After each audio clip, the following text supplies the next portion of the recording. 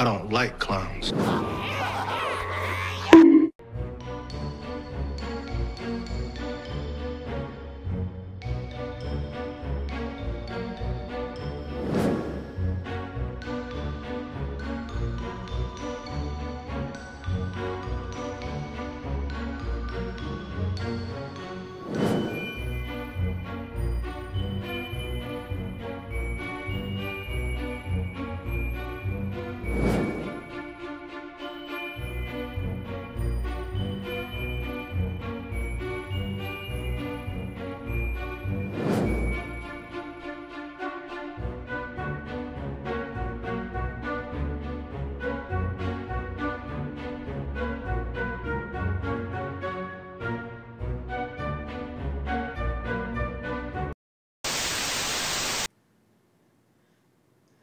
Like 08, 09, smartphones came on, and kids they stopped living their lives and started watching people live their lives.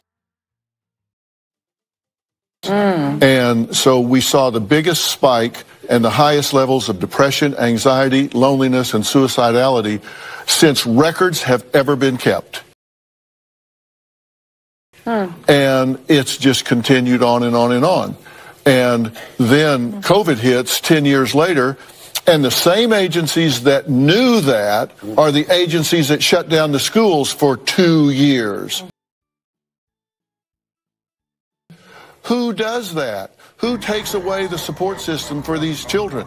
Who takes them away and shuts it down? And by the way, when they shut it down, they stopped the mandated reporters from being able to see children that were being abused and sexually molested, and in fact sent them home and abandoned them to their abusers with no way to watch, and referrals dropped 50 to 60%. So there was also a pandemic going on, and they were trying to save kids' lives. Remember, we know a lot of folks who died during this, so it wasn't, people weren't laying around eating bond, but, well, you know what? We're lucky. Maybe we're lucky they didn't, because we kept them out of the places that they could be sick, because no one wanted to believe we had an issue. Bullshit. You corporate lackey. Are you saying no school children died of COVID?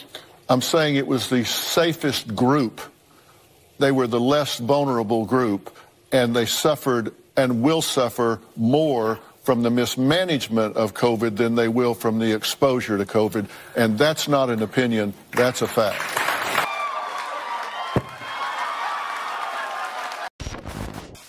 It is ridiculous that the New York Times fact-checked Joe Biden on something. I mean, he vomits lies. Trump vomits lies. And every day, over and over and over again. And it's just ridiculous that the New York Times is doing a fact-check on Biden. Ridiculous? I'll show you ridiculous. How many miles you use an aircraft for the United States Air Force as vice president? I just read in the paper, Joey, you traveled 1,200,000 miles in Air Force. He said, big, I won't quote him exactly. He said, big deal, Joey. He said, we just had a retirement dinner in Newark, New Jersey. He said, just had a retirement dinner. You know how many miles you've ridden? I said, no, Angie. He said, 1,327 miles. I don't hear any more about the Air Force. Joey. That's been debunked.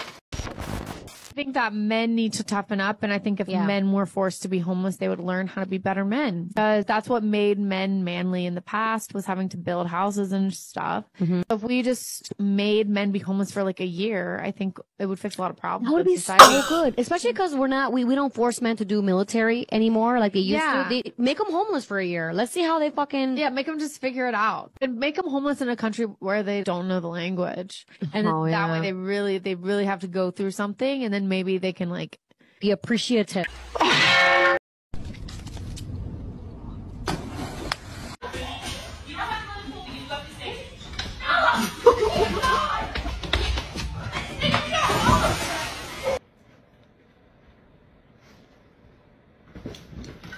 Good job, Lucy.